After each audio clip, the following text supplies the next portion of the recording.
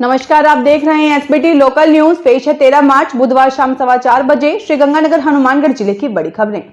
श्रीगंगानगर जिला पुलिस अधीक्षक गौरव यादव के मार्गदर्शन में आज से शहर में आदर्श ट्रैफिक जोन अभियान का शुभारंभ किया। कार्यक्रम को संबोधित करते हुए पुलिस अधीक्षक ने बताया कि इस कार्यक्रम के तहत हर दिन शहर की एक मुख्य सड़क को चिन्हित कर आदर्श ट्रैफिक जोन बनाया जाएगा। इसके तहत उस सड़क पर चलने वाले सभी वाहन चालकों को पूर्णतया नियमों की पालना की जाएगी। कार्यक्रम को संबोधित करते हुए विधायक जयदीप बिहानी ने कहा कि जहां जागरूकता की पहली कड़ी प्रारंभ होती है, वहां व्यापार मंडल और पार्षदों की अहम भूमिका रहती है।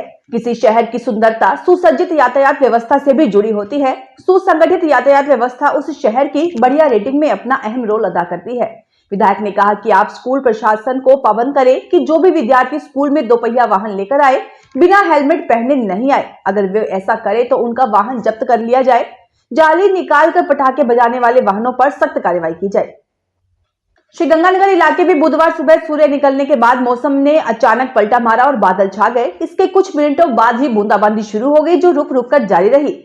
जिला मुख्यालय पर अल सुबह से ही बूंदाबांदी का मौसम बन गया था। जिले के कई भागों में बूंदाबांदी हुई है। इससे इलाके के किसानों की चिंता बढ़ती जा रही है। इन दिनों खेत खलिहान में सरसों की कटाई का सीजन चल रहा है। बेमौसम की बारिश से पकाव पर आई फसलों को कुछ नुकसान होने की आशंका है। वहीं गेहूं, जौ व चने की फसल को फायदा होगा। कृषि विभाग के संयुक्त निदेशक जी.आर. मटोरिया ने बताया कि बूंदाबांदी से फसलों को किसी प्रकार का कोई नुकसान नहीं है। पानी मांग रही फसलों को पानी की कुछ पूर्ति हुई है। वहीं कई दिन तक तापमान डाउन रहने से गेहूं सहित अन्य फसलों पर पकाव अच्छा होगा। अगर बूंदाबांदी का दौर कई दिन तक चलता है तो पकाव पर आई सरसों को कुछ नुकसान हो सकता है। रायसीनगर में उपखंड अधिकारी के निरीक्षण में अनेक विभाग में सरकारी कर्मचारी बिना कारण अनुपस्थित पाए गए। उपखंड अधिकारी सुभाष चौधरी के निर्देश पर आज सुबह तहसीलदार जितेंद्र सिंह भी इस औचक निरीक्षण में शामिल रहे। उपखंड अधिकारी ने उपखंड कार्यालय, पंचायत समिति, जलदाय विभाग, विद्युत विभाग, वन विभाग, महिला व बाल विकास विभाग, सार्वजनिक निर्माण विभाग सहित अनेक विभागों का निरीक्षण किया। इस निरीक्षण में अनेक विभाग के अधिकारी व कर्मचारी अनुपस्थित पाए गए।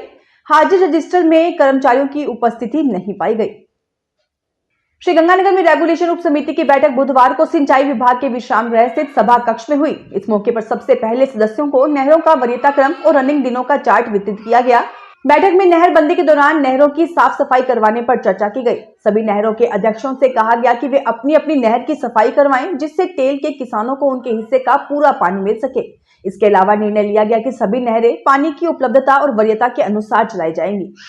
श्रीकरणपुर में श्रीगंगानगर जिला कलेक्टर लोकबंधु बुधवार सुबह श्रीकरणपुर पहुंचे। यहां उन्होंने सरकारी अस्पताल व अन्य सरकारी कार्यालयों का निरीक्षण करके सरकारी कामकाज की दशा को परखा।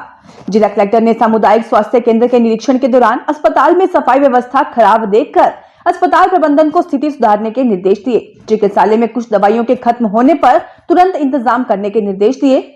जिला कलेक्टर अस्पताल में उपचाराधीन मरीजों के परिजनों से बातचीत करके फीडबैक लिया। जिला कलेक्टर ने उपखंड अधिकारी कार्यालय, तहसील कार्यालय, पंचायत समिति व अन्नपूर्णा रसोई घर का निरीक्षण करके व्यवस्थाओं का जायजा लिया।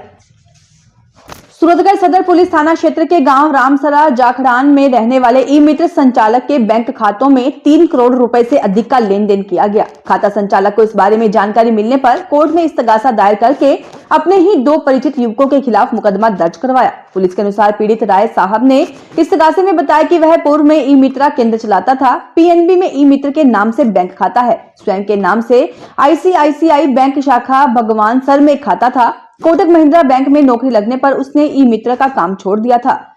बैंक में नौकरी के दौरान उसकी जानकारी विनोद बिश्नोई निवासी 5 के एनडी रावला व हरीश कुमार निवासी उदान नगर बीकानेर के जानकारी हो गई। दोनों उसके पास आते जाते थे। इस दौरान बैंक खातों से अटैच उसकी 2 मोबाइल सिम गुम गई।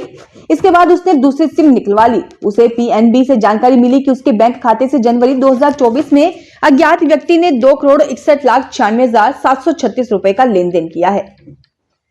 अनूपगढ़ शहर के वार्ड नंबर 14 निवासी मनीराम की मौत के बाद शव रखकर अनूपगढ़ कलेक्ट्रेट पर धरना दे रहे मृतक के परिजन और समाज के लोग आज सुबह मान गए और उन्होंने सुबह करीब 8 बजे शव का अंतिम संस्कार कर दिया। इससे पुलिस और प्रशासनिक अधिकारियों ने राहत महसूस की। मंगलवार शाम को समझौता वार्ता विफल होने के बाद वे पूरी रात भर शव के साथ धरने पर बैठे रहे। प्रशासन के अधिकारी और समाज सेवी संस्थाओं के प्रतिनिधि रात भर मामले को सुलझाने में जुटे रहे। आरोपी पक्ष की ओर से सुबह मृतक के परिजनों के नाम दुकान की रजिस्ट्री करवा देने से मामला सुलझ गया। श्रीगंगानगर रामलीला मैदान में मेला आयोजनकर्ता ने जीएसटी विभाग में आवेदन करके रजिस्ट्रेशन करवा लिया है। जीएसटी विभाग के हस्तक्षेप के बाद मेला आयोजक रणधीर कुमार ने अपना रजिस्ट्रेशन करवा लिया है। विभाग से मिली जानकारी के अनुसार रजिस्ट्रेशन के दौरान रणधीर कुमार द्वारा ऑनलाइन दी गई जानकारी के आधार पर जीएसटी वसूलने की कार्रवाई करेगा। गौरतलब है कि रणधीर कुमार ने नगर परिषद में आयोजित बोली में अधिकतम बोली देकर रामलीला मैदान को 26 लाख रुपए में किराए पर लिया था। यहाँ विगत 25 फरवरी से मेला शुरू कर दिया गया। मेले में जीएसटी की चोरी की सूचना पर गत दिवस जीएसटी विभाग ने मेले में पहुंचकर आयोजक से रिकॉर्ड तलब किया और आयोजक को विभाग में पंजीयन करवाने के लिए निर्देशित किया था। सूरतगढ़ कस्बे के वार्ड नंबर 1 में तोड़े गए अवैध कब्जों का मलबा लेने पहुंची नगर पालिका की टीम पर वार्ड वासियों ने पत्थरों से हमला कर दिया। इससे एक कर्मचारी के सिर पर चोट लगी है। घायल कर्मचारी को हॉस्पिटल पहुंचाया गया। आज सुबह कब्जे टूटने की आशंका के चलते बड़ी संख्या में वार्डवासी वहां इकट्ठा होना शुरू हो गए। नगर पालिका का दस्ता पुलिस सुरक्षा के बीच पहुंचा तो लोगों ने उनका विरोध करना शुरू कर दिया। सूरतगढ़ उपखंड अधिकारी सीता शर्मा ने बुधवार को सभी विभागों के अधिकारियों व कर्मचारियों के साथ बैठक की। उन्होंने राज्य सरकार की ओर से चलाई जा रही जन कल्याणकारी योजनाओं को आम व्यक्ति तक पहुंचाने के निर्देश दिए। उन्होंने चेताते हुए कहा कि इस कार्य में कोताही बरतने वाले अधिकारी व कर्मचारी को बख्शा नहीं जाएगा। उन्होंने कहा कि राज्य सरकार की मंशा है कि हर पीड़ित को न्याय पहुंचाया जाए। इसमें हमारी भागीदारी भी निश्चित है, इसलिए हमें हर पीड़ित तक पहुंचना होगा। उपखंड अधिकारी ने इस संबंध में सभी विभागों से भी सुझाव मांगे हैं।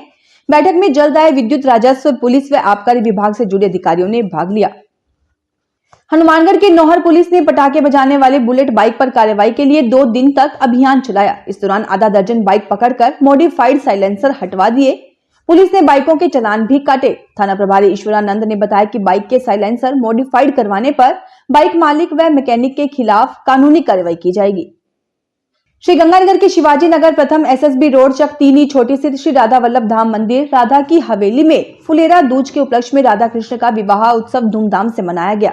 पुजारी योगेश कौशिक ने बताया कि इस विवाह उत्सव में 2 पक्ष बनाए गए। वर पक्ष में उषा लडवाल, सीमा कौशिक, नंदिनी कौशिक, नविका आदि तथा वधु पक्ष में मोहिनी, प्रभजोत कौर, सविता रानी, मंजू गर्ग आदि शामिल थे। नंदिनी कौशिक की ओर से किए गए राधा कृष्ण के मनोहर श्रृंगार ने सबका मन मोह लिया। राधा कृष्ण के फेरे पुजारी योगेश कौशिक ने संपन्न करवाए।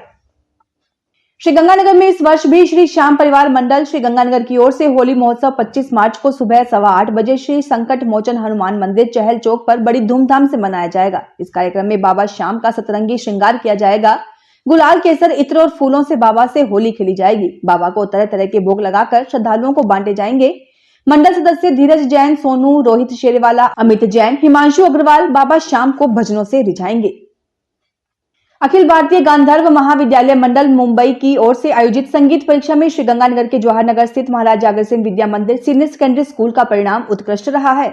अखिल भारतीय गांधर्व महाविद्यालय मंडल मुंबई की संगीत परीक्षाओं में विद्यालय के विद्यार्थियों ने उत्साहपूर्वक भाग लिया। घोषित परिणाम अनुसार विद्यालय के 9 विद्यार्थियों दीक्षा, साक्षी सेन, सिद्धि शर्मा, सांची, मनीषा सोनी, हंसराज, ऋषभ सोनी, प्रशांत गर्ग तथा गर्व जुनेजा ने इस परीक्षा में उल्लेखनीय प्रदर्शन कर गौरवान्वित किया है।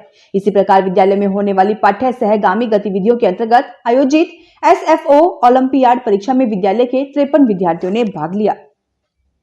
श्री विजयनगर कस्बे के वार्ड 11 में स्थित श्री श्याम हनुमान मंदिर में कथावाचक अनंत हरिदासी दीदी मीनू शर्मा वृंदाधाम की ओर से वाचन की जा रही 3 दिवसीय बाबा श्याम की अमर कथा का मंगलवार रात 11:30 बजे समापन हो गया। श्याम हनुमान मंदिर के पुजारी पंडित श्याम ने बताया कि इस अवसर पर संस्था की ओर से निःशुल्क निशान वितरित किए गए। मंदिर में बुधवार सुबह 11:15 बजे भंडारे का आयोजन किया गया। श्याम बाबा की अमर कथा के दौरान पुष्प वर्षा की गई। बाबा श्याम को भव्य श्रृंगार किया गया और 56 भोग लगाए गए। इत्र वर्षा भी की गई। इस आयोजन में हरि भटेजा, मनीष चुग व सोहनलाल नागपाल ने सेवाएं दी। फिलहाल इस बुलेटिन में इतना ही। फिर हाजिर होंगे और बड़ी खबरों के साथ।